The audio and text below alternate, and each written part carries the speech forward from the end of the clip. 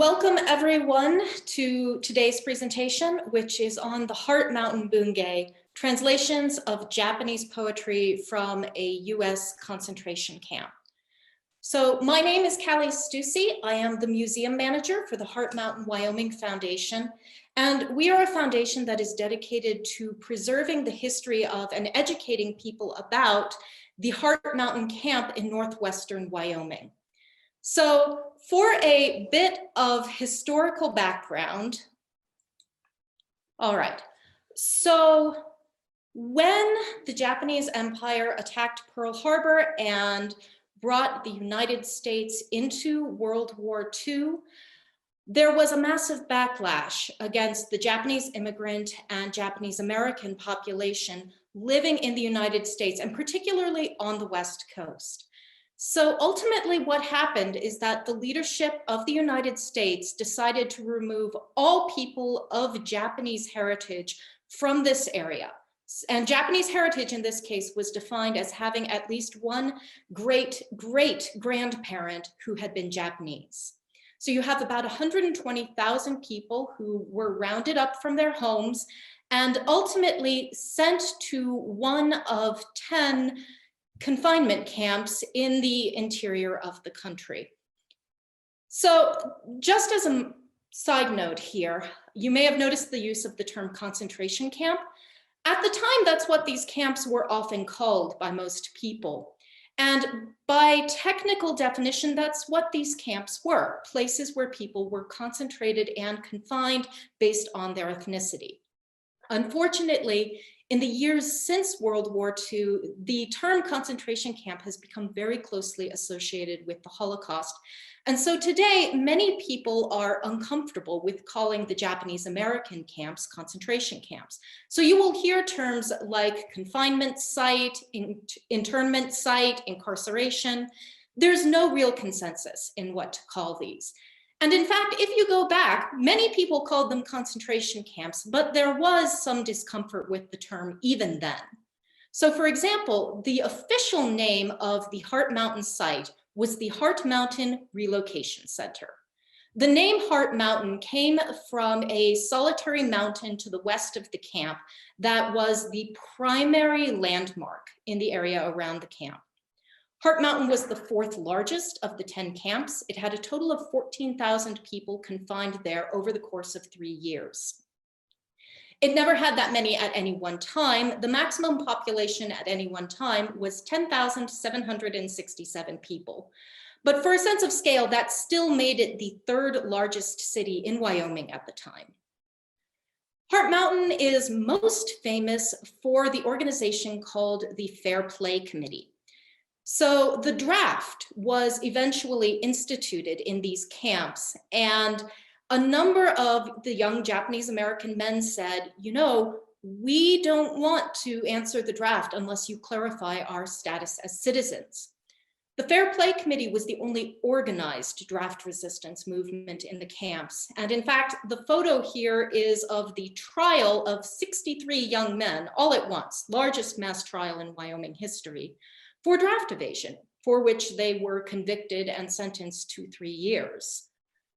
So this particular event is the most famous of Heart Mountain, and it's one that unfortunately has been a very divisive issue. It was divisive at the time, and that issue has continued on into the present. Heart Mountain was known for other things, though. Most particularly, it had a very vibrant arts community. In part, this is because Heart Mountain benefited from getting a number of very successful artists and artist communities from the Los Angeles area who were sent to Heart Mountain. So there were a lot of painters, sketchers, and many of them set up classes and taught while they were here. What's less well known is that Heart Mountain also had a vibrant Japanese literature community. For much the same reason. They happened to get a number of successful writers and editors from the West Coast communities who were sent to Heart Mountain. And this included a number of experts in Japanese language literature forms, like haiku, senryu, tanka, forms like that.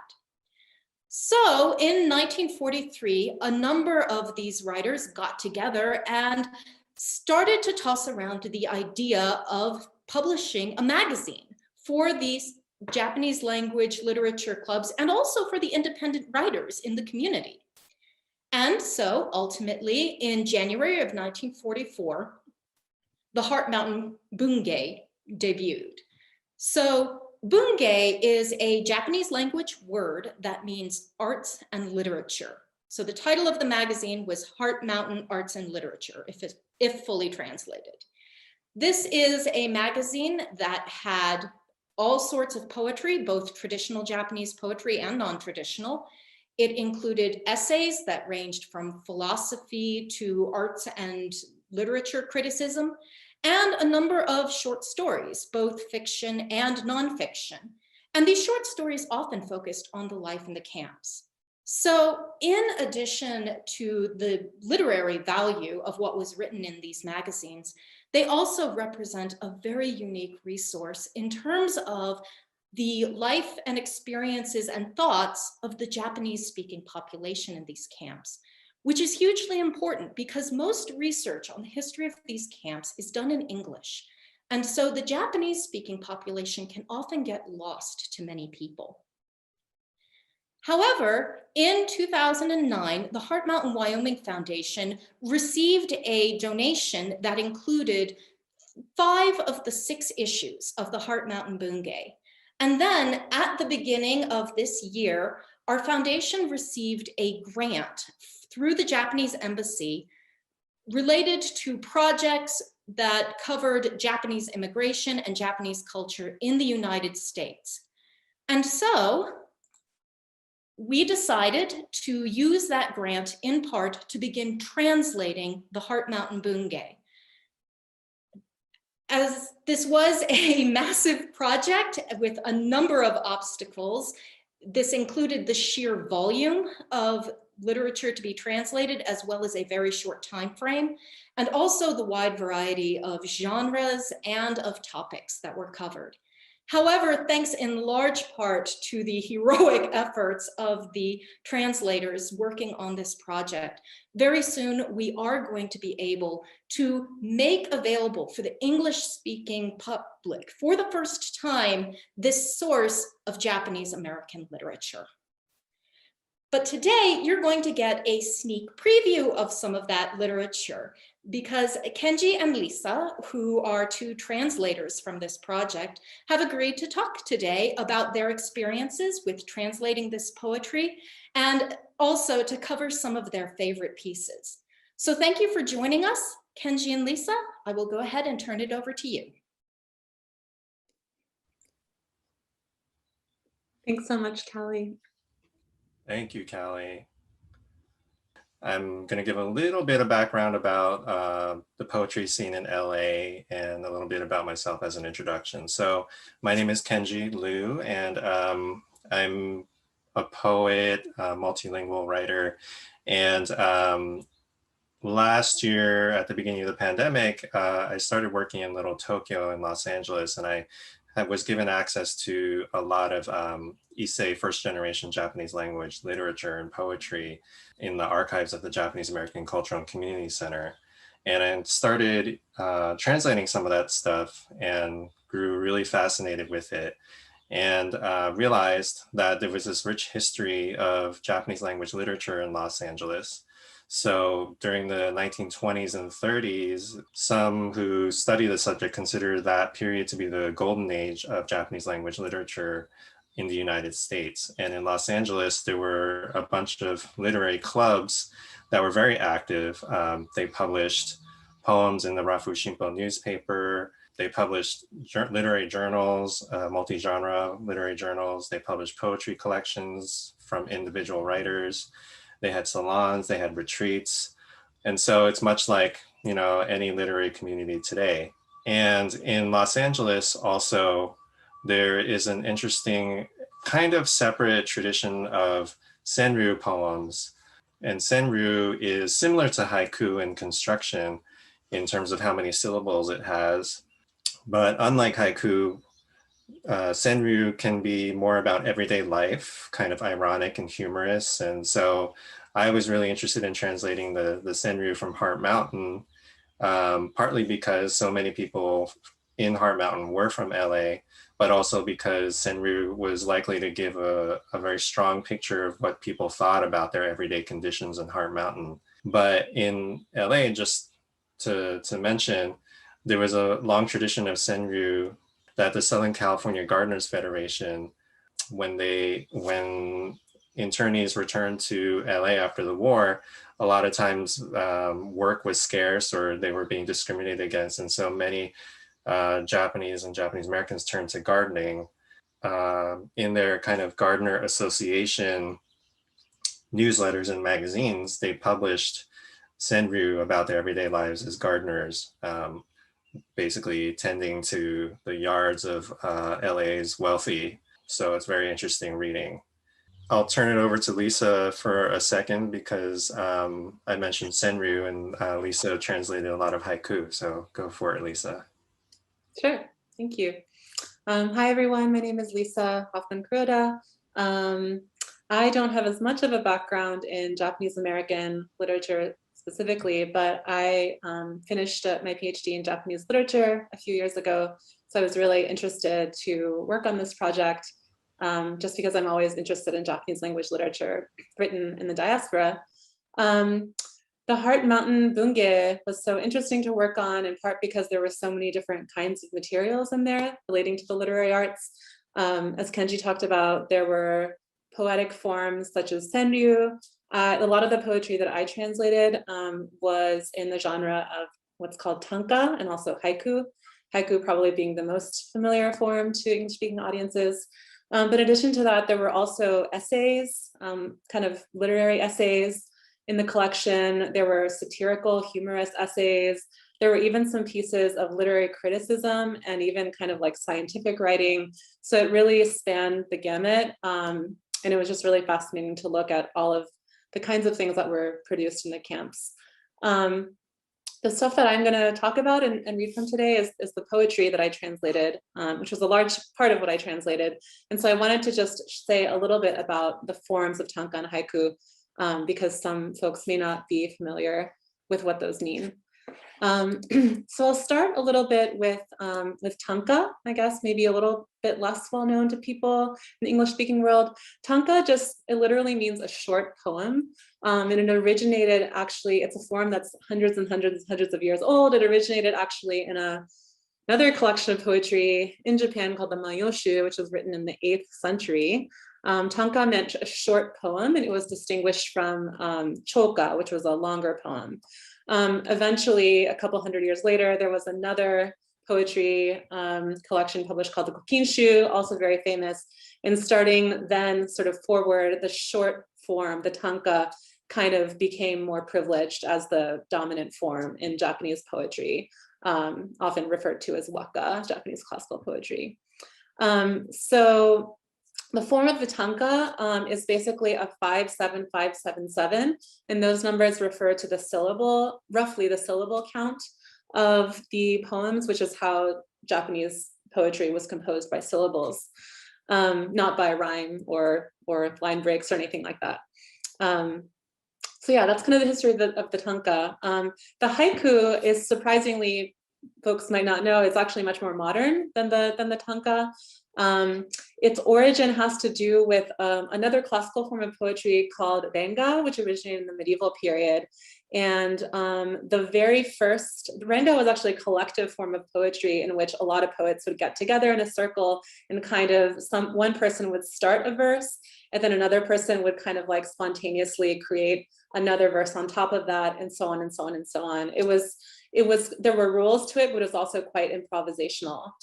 So anyway, the first link in that renga sequence was called the hokku. And in the late 19th, early 20th century, as Japanese literature was modernizing, that first opening link, the hokku, that was kind of turned into its own form. And that is what we now think of as the haiku. And it's very short, right? It's actually just a 5-7-5 syllable count. So it's very, very short. Anyway, I just wanted to sort of give you an overview of that because the poetic forms that Japanese Americans were working with and writing in these camps had a really, really, really long history, and they were drawing on the sort of intertextual tradition of that history, and kind of using it to fit the Heart Mountain Wyoming landscape. And they were incorporating, things that they found and saw in Wyoming with this kind of longer Japanese poetic tradition. I'll turn it back to you, Kenji. Thanks. So now we're just gonna read some of our favorite poems from what we translated, and we'll have a discussion of them. So I'll start with the Senryu. The Senryu that I translated from the Heart Mountain Bungei was really interesting. A lot of it was very, a lot of emotions being conveyed within a very short, sentence or very short poem, as is the case with haiku as well. These were being written pretty soon after, I think, the writers had been incarcerated at Heart Mountain. So they were, writing about their feelings. And so, for example, we have one from Yoshida Seiko, and in Japanese it goes, Sumi nareta goro o owarete ha to yama. And in English, I translated it to had just settled, then chased away, Heart Mountain. And then another one from Yoshida Seiko, 40年続けた日記焼いて立ち. So in English, a 40-year-old diary burned, departure. So you can see that a lot of times if we learn about the Japanese American internment, we hear, oh, yeah, they only had a certain number of days to really prepare to be interned. And what some people don't know is that there was a lot of economic loss and a lot of material loss because they only had a short amount of time and they could only bring what they could carry, as the famous line goes.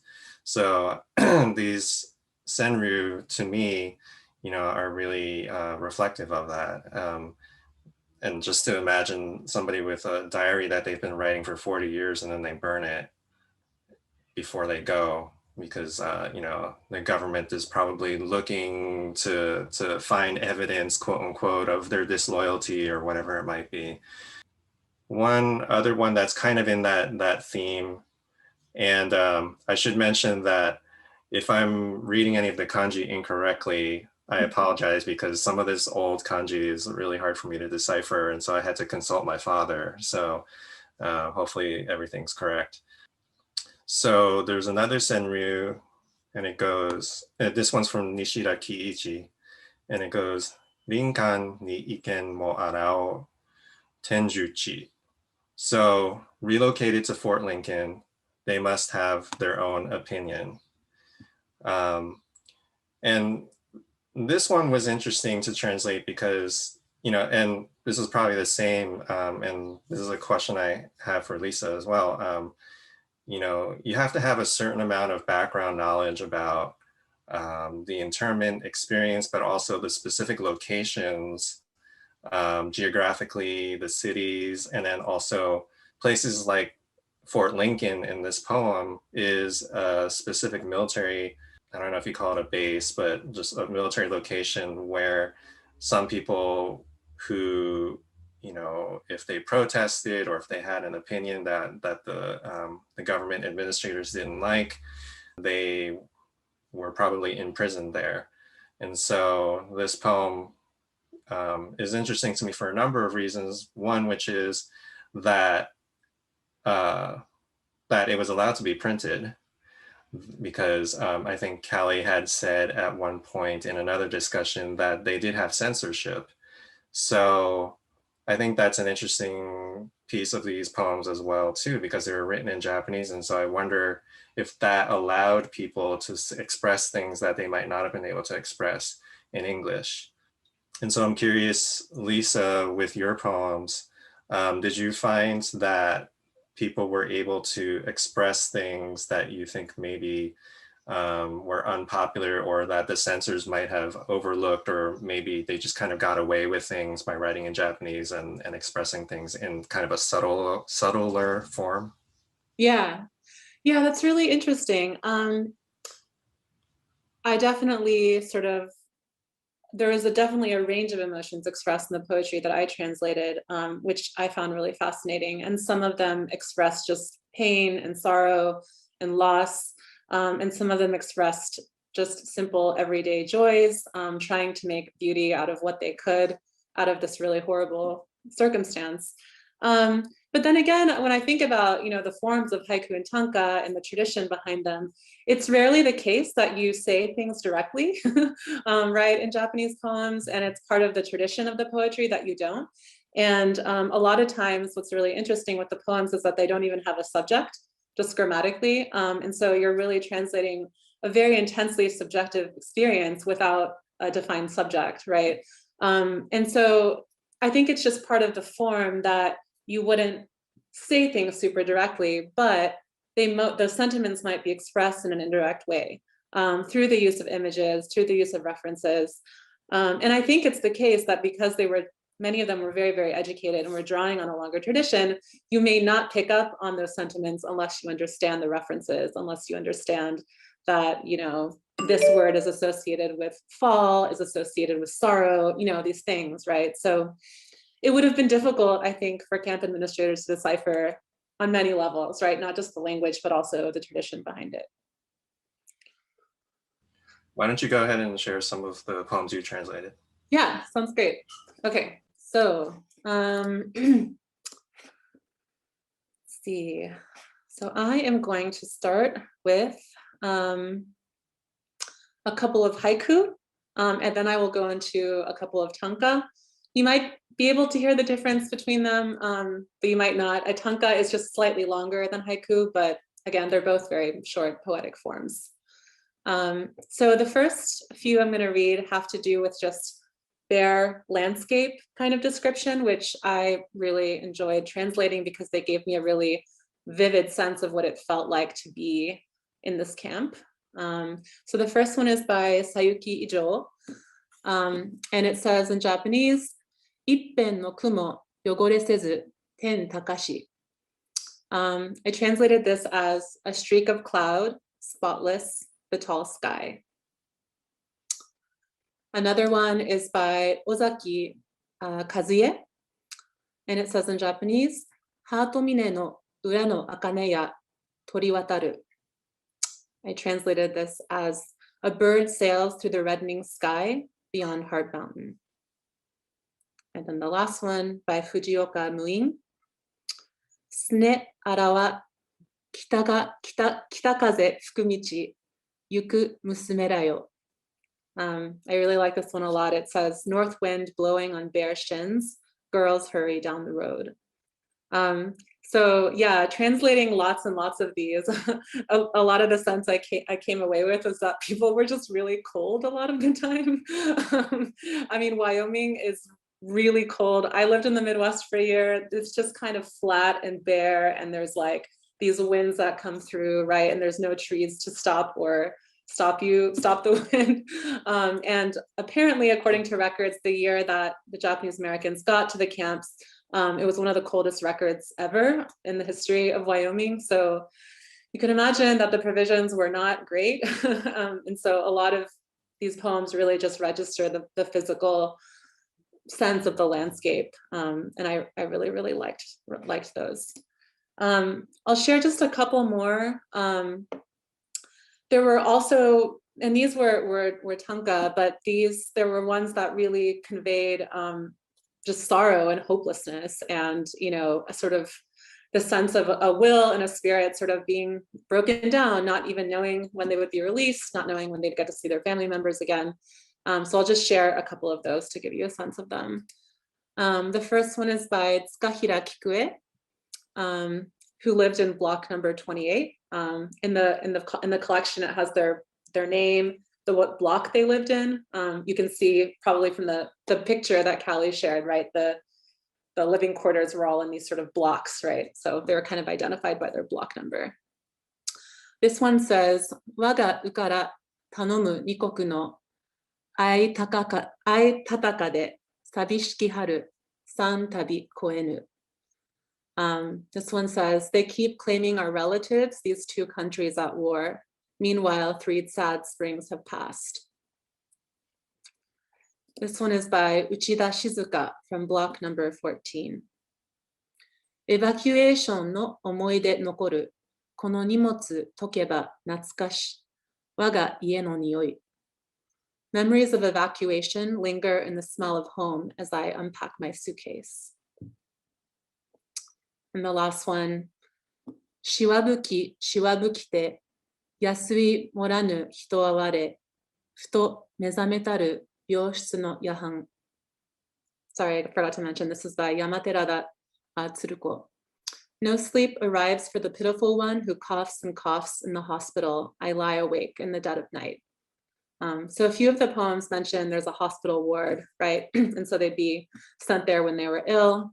You get a sense of kind of the desolateness and the pain of, you know, opening the suitcase that you've brought to camp and just smelling home that you can't go back to. A lot of them also talk about Nikoku, the 2 countries, right? They're kind of caught between America and Japan, warring with each other, and they're sort of just confined in the space, not knowing when it's going to be over. Did you want to, just chat a little bit about what it was like to translate these poems, like challenges that you ran into when translating them? I mean, I know that I definitely struggled through a lot of it, but yeah, curious what your experience was like. Yeah, yeah, these were hard. Partly because my familiarity with the older kanji or like my own kind of fluency was limiting to me, but also the construction of the senryu just so contained, and there's so much in that one contained space that sometimes it was hard for me to even just figure out what the grammar was of like what was this referring to and what was doing what to what and that kind of thing, which is already kind of challenging anyway in Japanese if you're trying to translate into English, but then in such a contained space like this, it was harder. And I think also, and I guess this is a question for you too, since you translated haiku, you know, since haiku often has this structure of having not just the kigo or the seasonal references, but also the kind of like the, what is it called? The kind of like the point where the poem turns, the cutting point. Yeah. Mm-hmm. Yeah. How did you translate that? You know, like we end up having to use English, you know, punctuation and things like that. So I'm curious how you handled that. Yeah. Yeah, it was really difficult. Well, I mean, one thing is that Japanese haiku and tanka is written as all one line. And even though there are internal divisions within the poem of the 5-7-5, 7-7, etc., for a Japanese reader, you would just be expected to intuit those breaks by the syllable counts, right? And so those breaks aren't visually distinguished.